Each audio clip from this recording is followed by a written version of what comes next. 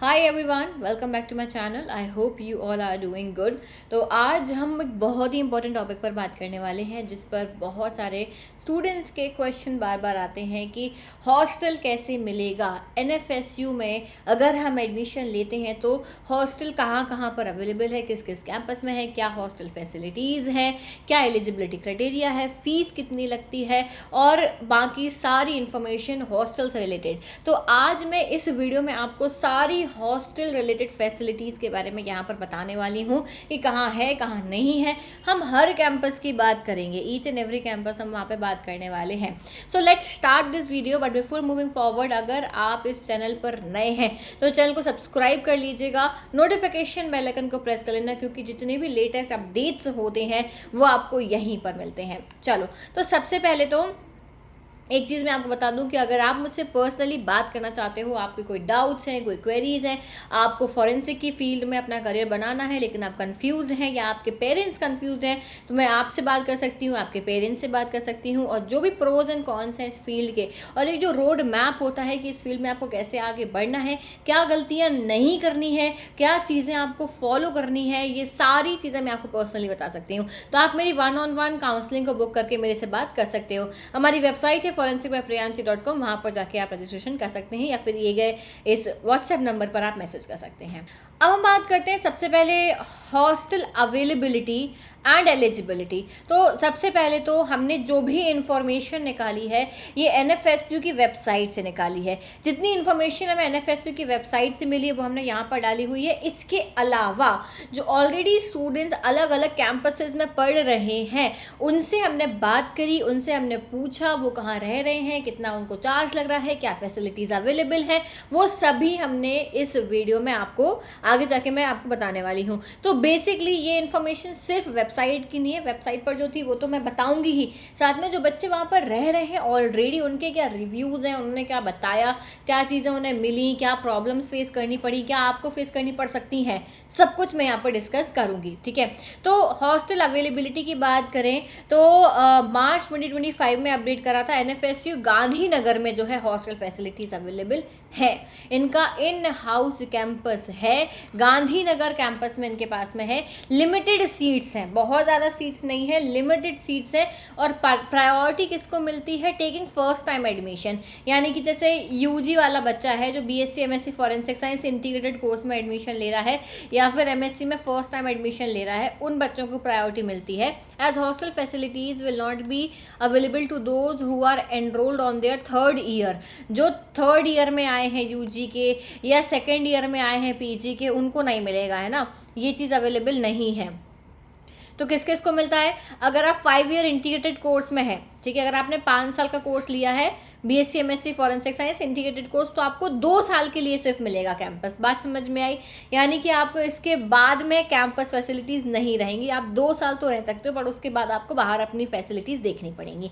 अगर आप पीजी में एनरोल होकर आए हो तो आपको 1 साल के लिए कैंपस मिलेगा, इसके बाद आपको उस हॉस्टल से निकाल दिया जाएगा, आपको अपनी बाहर फैसिलिटीज़ देखनी पड़ेंगी। ठीक है, अब यहाँ पे ये हॉस्टल रूल्स एंड रेगुलेशंस दिए हुए थे, एनएफएसयू का एक पीडीएफ है ऑलरेडी, उसमें ये सारी चीज़ें मेंशन्ड थी।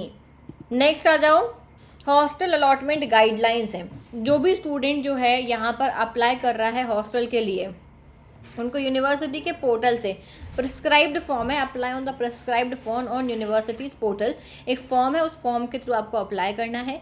Admission to the university campus और hostel is strictly on merit basis only.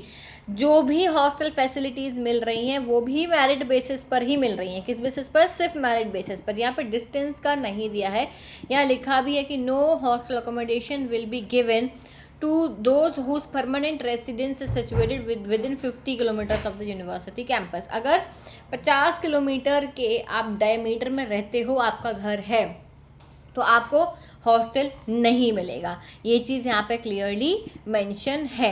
तो यूजुअली क्या होता है कि जो पास वाले बच्चे होते हैं उनको हॉस्टल नहीं मिलता है।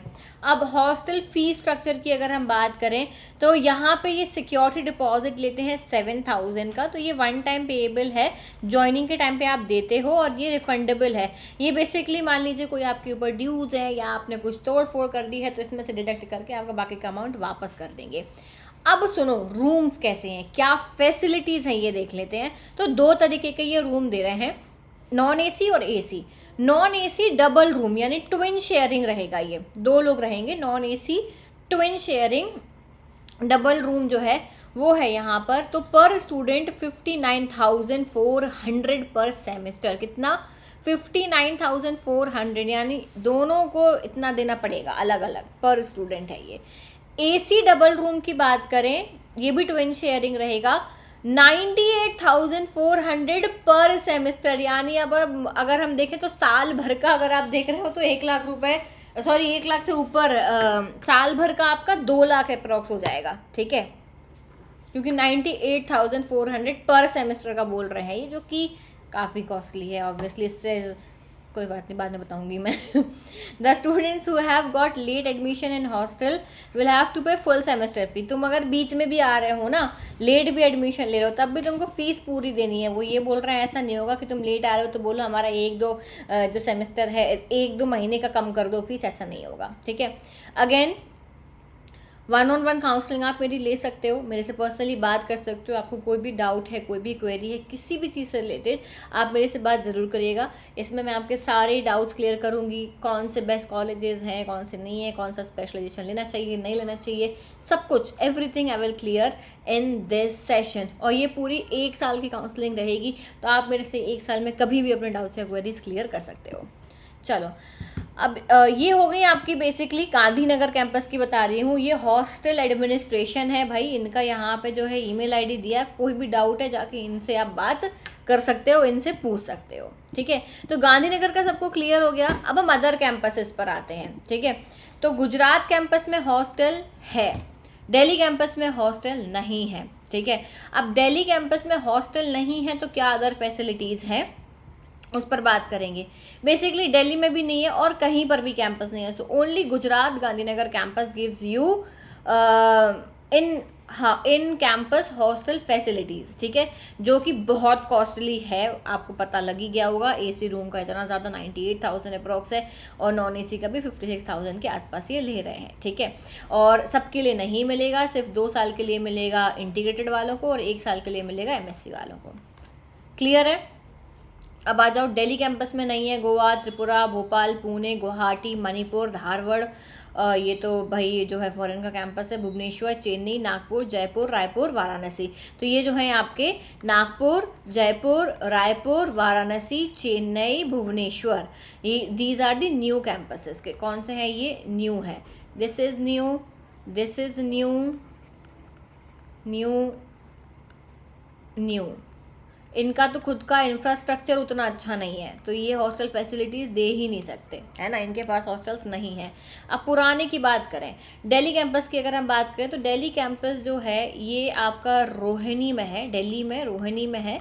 अब इस एरिया में क्या है, जहाँ पर कैंपस है वहाँ के आसपास में पीजीज़ हैं, हॉस्टल्स हैं, फ्लैट्स मिल जाएंगे। तो ये फैसिलिटीज़ आसपास में काफ़ी सफिशिएंट लेवल पर ठीक रेट्स पर अवेलेबल हैं। फर्निश्ड भी मिल जाएंगे आपको फ्लैट्स, नॉन फर्निश्ड भी मिल जाएंगे आपको, पीजीज़ मिल जाएंगे। और रेट क्या है मैं बता देती हूँ, जो पीजीज़ का रेट है वो 8 से 10 हज़ार है per month, 8 to 10,000 per month है, जिसमें आपकी प्रोबेबली 2 या 3 मील्स भी इंक्लूडेड होती हैं, ठीक है।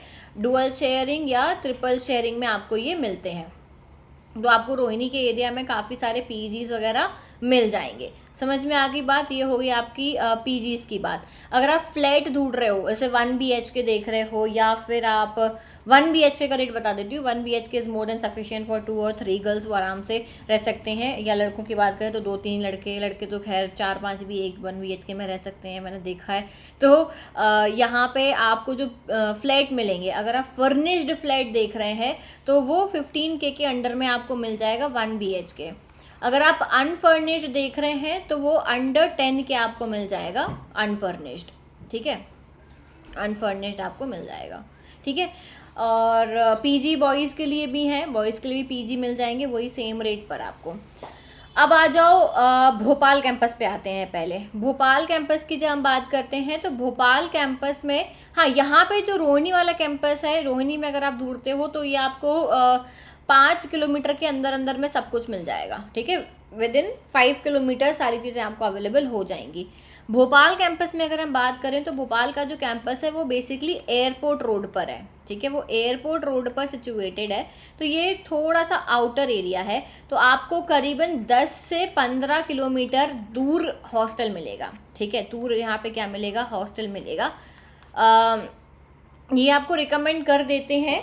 बेसिकली जो एरिया है वो लाल घाटी एक एरिया है वहाँ पे, और एक और कोई पास में एरिया है लाल घाटी के ही पास में। यूजुअली सारे स्टूडेंट्स वहीं पर रहते हैं, उनको हॉस्टल्स मिल जाते हैं, पीजीज मिल जाते हैं, और रेट आपका वही है 15K, ठीक है, अंडर 15K आपको मिल जाएगा, 15K। और अगर आप और अच्छा देख रहे हो तो ये आपका 17 to 18K भी जा सकता है, ठीक है। तो इस बीच में आपको काफ़ी अच्छे पीजीज वगैरह मिल जाएंगे। और ट्रैवलिंग की अगर हम बात करें कि इतना दूर है, 10 से 15 किलोमीटर दूर अगर हमारा कैंपस है, तो हम कैसे ट्रैवल करें। तो जो मेरी स्टूडेंट्स से बात हुई है, जो लोग ऑलरेडी उस कैंपस में पढ़ रहे हैं, उन्होंने बताया कि हमने ऐसे ऑटो या फिर जो है बेसिकली ऑटो ही लगा रखे हैं। ग्रुप ऑफ स्टूडेंट्स हैं, लड़कियां हैं, जैसे उन्होंने जो है 5 लड़कियां हो गई, उन्होंने मिलके ऑटो कर लिया, या 3 लड़कियां 4 लड़कियां ऐसे हैं जितना अलाउ करते हैं वो, रिक्शा ऑटो जो भी होता है, ठीक है, तो वो लगा रखा है। तो उसमें वो ही पिकअप कर लेता है, वो ही ड्रॉप कर देता है, तो वो आपको फैसिलिटी अवेलेबल है। पहले इनकी बस भी हुआ करती थी, पर बस उतना ज़्यादा कन्वीनियंट नहीं हो रही थी। या स्कूल कॉलेज स्टूडेंट्स का भी कोई टाइम ऊपर नीचे हो रहा है या कुछ है, तो वो बस कन्वीनियंट नहीं हो रही थी, तो बच्चे अपना खुद कन्वीनियंस के अकॉर्डिंग लगा रखे हैं, तो इससे आप ट्रैवल कर सकते हो। बाकी हॉस्टल में सेम फैसिलिटीज़ रहती हैं हॉस्टल और पीजीज में जो आपको मिलनी चाहिए, ठीक है। अब आ जाओ आपका गोवा और त्रिपुरा कैंपस। तो गोवा और त्रिपुरा कैंपस में भी आपको फ्लैट्स मिल जाएंगे पास में, पीजीज मिल जाएंगे पास में रहने के लिए, ठीक है।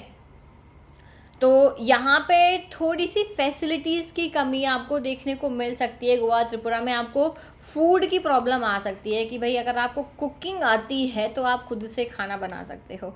कई लोगों को पसंद नहीं आ सकता है इन प्लेसेस का खाना, क्योंकि अगर आप उस स्टेट से नहीं और उस स्टेट में जा रहे हैं तो फूड की थोड़ी सी प्रॉब्लम आती है।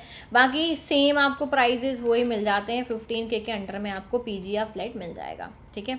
फिर पुणे, गुवाहाटी, मणिपुर, धारवाड़, ठीक है, इनमें भी सेम चीज़ें हैं, ठीक है, इन कैंपसेस में भी सेम वही चीज़ें हैं। आपको आउटसाइड ही देखना पड़ेगा, आउटसाइड आपको पीजीज या फिर जो है हॉस्टल्स या फिर आपको मिल जाएंगे क्या, फ्लैट्स, ठीक है। अब एक चीज़ और ध्यान से सुनना कि जब मैं हॉस्टल्स की बात करती हूँ तो कई सारे एनएफएसयू के जो ये कैंपसेस हैं जिनका खुद का कोई कैंपस हॉस्टल नहीं है, पर ये क्या करते हैं, बाहर के हॉस्टल से टाई अप करे हुए होते हैं। तो आप एनएफएसयू में जब जाएंगे ना ऑफलाइन डॉक्यूमेंट वेरिफिकेशन के लिए, आप तभी पूछ सकते हैं कि कोई ऐसे बाहर कैंपस है या हॉस्टल है जहाँ पे आपका टाई अप हो जिस हॉस्टल में, तो आप उनसे ही पूछ के उनसे बात कर सकते हैं और बाहर उनके टाई अप्स होंगे, उन्हीं हॉस्टल्स में जाके रह सकते हैं, ठीक है, वो खुद आपको रिकमेंड कर देंगे। तो बहुत सारे ऐसे कैंपसेस हैं जो बाहर टाई अप अपना करके रखे हुए हैं, वहाँ पे जाके आप रह सकते हो, तो आप उस टाइम पर ही पूछ लेना। Is that clear. बाकी ये न्यू कैंपसेस में तो आप जो जाओगे तो यहाँ पे तो कैंपस का खुद का इंफ्रास्ट्रक्चर बहुत ज़्यादा अच्छा नहीं है, क्योंकि वो अभी नया नया है, धीरे धीरे बिल्ड होगा। हॉस्टल भी अंदर नहीं है, आउटसाइड ही आपको अपना अरेंजमेंट देखना पड़ेगा, और मेरे ख्याल से इनके कोई टाई अप्स भी नहीं है ये जो नए कैंपसेस हैं, ठीक है। तो आपको अपनी खुद की रहने की, खाने की और ट्रैवलिंग की फैसिलिटी देखनी पड़ेगी। Is that clear. तो ये था हॉस्टल्स के बारे में। आई होप कि अब ये बात सबको क्लियर हो गई होगी कि कहाँ हॉस्टल है, कहाँ हॉस्टल नहीं है। ऑल दिस इन्फॉर्मेशन जो भी मैं आपको दे रही हूँ गांधीनगर की वेबसाइट पर अवेलेबल है। गांधीनगर के अलावा जो आपके, हाँ एक चीज़ और गांधीनगर की मैं बताना भूल गई कि गांधीनगर में जो कैंपस है, अच्छा ओके, इनका जो हॉस्टल है, हॉस्टल से कॉलेज तक आना जो है वो, उसके लिए उन्होंने बस लगा रखी है कि आप बस से आ सकते हो, जा सकते हो, ठीक है। और क्या बता रही थी मैं, कुछ और इम्पोर्टेंट इन्फॉर्मेशन, हाँ I think this much is sufficient. अब सबको क्लियर हो गया होगा कैसे रहना है, क्या करना है। भाई आप जब ऑफलाइन डॉक्यूमेंट वेरिफिकेशन के लिए जाओ तभी अपना सारा अरेंजमेंट करके ही आना। Is that clear. बाकी और जो भी अपडेट्स होते हैं इसी तरीके की जो इन्फॉर्मेशन होती है वो मैं आपको दे दूंगी। तो ये इन्फॉर्मेशन मैंने, जो स्टूडेंट्स ऑलरेडी उन कैंपसेस में पढ़ रहे हैं या पढ़ के निकल चुके हैं, पास आउट स्टूडेंट्स हैं, मैंने उनसे ये इन्फॉर्मेशन आपको जो है कलेक्ट करके बताई है, जो कि काफ़ी एक्यूरेट मिलती है, क्योंकि जो वहाँ पे ऑलरेडी पढ़ रहा है, जो ऑलरेडी वहाँ पर है, वो ज़्यादा अच्छे से बता पाएगा कि क्या उन्हें प्रॉब्लम्स फेस करनी पड़ती हैं। Is that clear. So that is it for today. Thank you so much everyone for watching this video. I'll see you soon in the next video. Till then, take care. Bye bye.